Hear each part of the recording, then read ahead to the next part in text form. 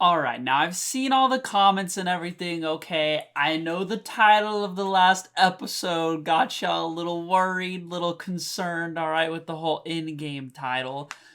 But listen, all good things have to come to a close, right? And I don't know how many episodes there will be exactly left, but we are coming up on kind of one of the final arcs, like really getting into the meat and potatoes of the story, right? Really getting into the juice of it.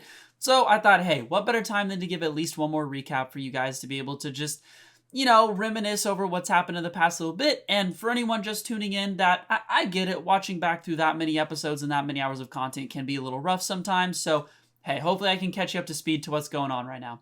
So getting going here, episodes 21 through 25. Episode 21 starts off with us on our journey into the blasted desert.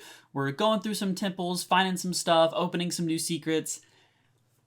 And Izuto makes a few decisions, alright? I wouldn't necessarily say ideal choices, but seeing where we're at now, we kind of needed the power anyway. And, for those that don't know, he gets his curse mark, alright? He gets cursed up, similar to a Sasuke-esque situation. Not the same curse mark, mind you, but in the same realm of power. And he just starts going berserk, going ham jabroni, alright? We also end up pulling up to another Sparrow situation. As we pull up to the situation, they, one, have Tuco, which is someone we ran into before, and they're going to use him to seal away another dragon. This one happens to be Tempest, which is a wind dragon, and they're trying to seal it into Tuco to, again, continue their kind of master plan, which at this point, we're not really 100% sure of. We know it has to do with them bringing dragons from another land to our land, something in that realm, right? But we end up getting in there, end up crushing them, going crazy. Izuto's new curse mode makes that pretty much a breeze, and hey, we end up succeeding and making it out of the blasted desert.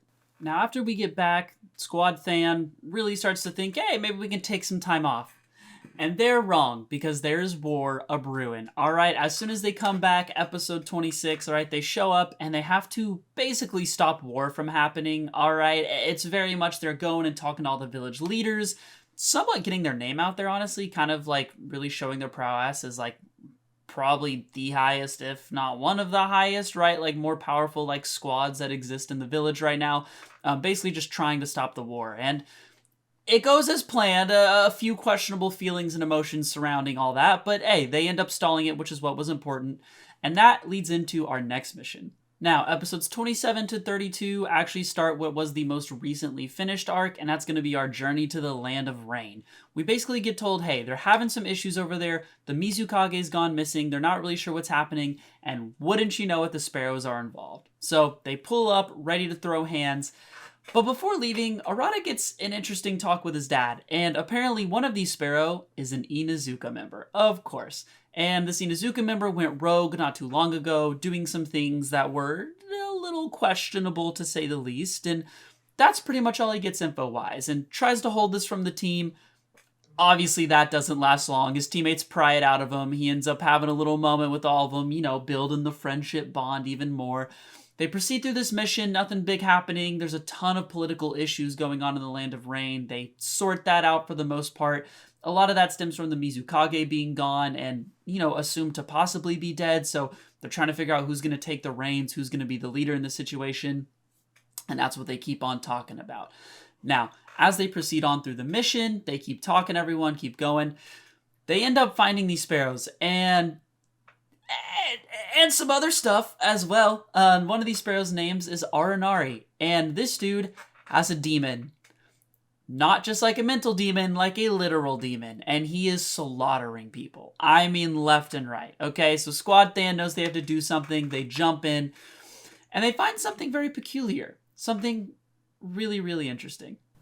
All right. Release it. I would like to... Oh.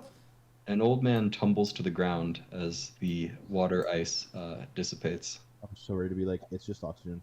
You immediately feel this incredible, intense pressure of chakra emanating from this guy. Far more intense than even the dragons or the Kage that you've seen thus far. That's right, they end up running into a wolf sage, who then proceeds to rip the dragon out of Suiko. No questions asked, just does it. which leads to a scary moment, and somehow I can't even tell you Suiko survives. Absolutely absurd, but she manages to power through the willpower of Arata, Izuto, and Suiko. They make it all work. They end up having to fight the Sparrow, of course, and Arata goes to take on Ratsumi, which is the Inuzuka Sparrow, and maybe drink some dragon blood. Making a decision that wasn't great, but had to happen. Really, honestly, had no other choice if they were going to win that out. And hey, he did what he had to do. Ends up winning the fight, taking him out. But then disaster strikes. Okay. About when you get over to the other side there, closer to the temple, you see basically this giant crater with mist rising through it. You look down, just based off of your estimations, you get the sense that the entire Blood God Temple and possibly some of the soil beneath was completely destroyed by the blast.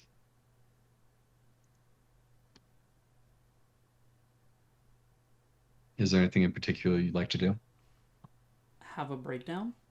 Arata runs over as fast as possible to find what he presumes to be his more than likely dead friends.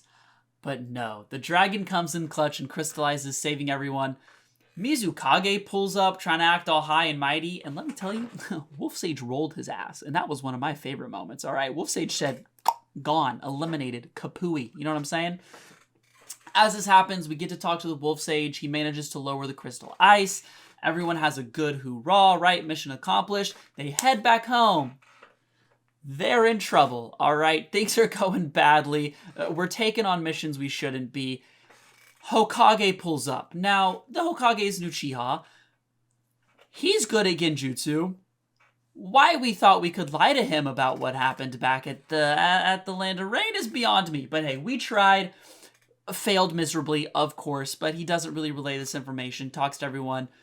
We end up getting put on house arrest. Now, this wouldn't be a big deal, except for Kinjiro's gone. And we find a letter from him specifically, talking about being captured and being held captive, at least to some extent. It's very cryptic wording, and we know we have to go rescue him. And with that pretty much leads us into our most recent episode, being episode 33. Endgame, the one that is titled oh so perfectly just to bother you all. But no, basically, long story short, the rest of the Genin and Chunin of the Land of Fire also had kind of received words from Isuto and Kinjiro about like, hey, if something goes wrong, here's our code word, and they received that code word. And so they're helping us out. They end up helping us get out of this house arrest with a little reverse summoning, kind of cheesing the system a little bit, but what are you going to do, right? We take those. And as we all make it to this place with our newfound buffs, Arata does have Sage mode now. Izuto has literally every single elemental release because he's an absolute machine. And Suiko, while not having her dragon, got blessed by the dragon, all right? And it has some crazy powers of her own. And that's where we're at. We are at this new land trying to stop the Sparrows from accomplishing their overarching mission and stopping them from presumably trying to just take over all of the land. Now, like I mentioned in the last recap, that is a very broad overview, alright? I just shrunk down what is like over 15 hours worth of content into like less than 10 minutes, okay? So if you want a little more detailed, and honestly you want some really hype storytelling, thank you, Hudson, for being absolutely goated. You're gonna have to go back and watch them. I mean, I truly believe it's worth it. Let me tell you as well, the quality increases drastically, okay? If you're someone from like episode 1 and you're like, I'm not dealing with it, trust me, it's worth it. It gets better. But nonetheless, I hope y'all enjoyed this. Like I said, this is kind of to help reminisce and catch anybody up. If you made it this far, if you could, go ahead and subscribe. Like I said, we're getting to peak story. So if you're really liking it, it would mean the world for you to subscribe. It also helps you if you hit that bell to get notified anytime the videos come up. You can be ready and watch them as soon as they come out and go talk about it in our Discord with everybody. But nonetheless, I hope y'all enjoyed this recap. I hope y'all are ready for the next episode, and I'll talk to y'all in the next one. Peace out.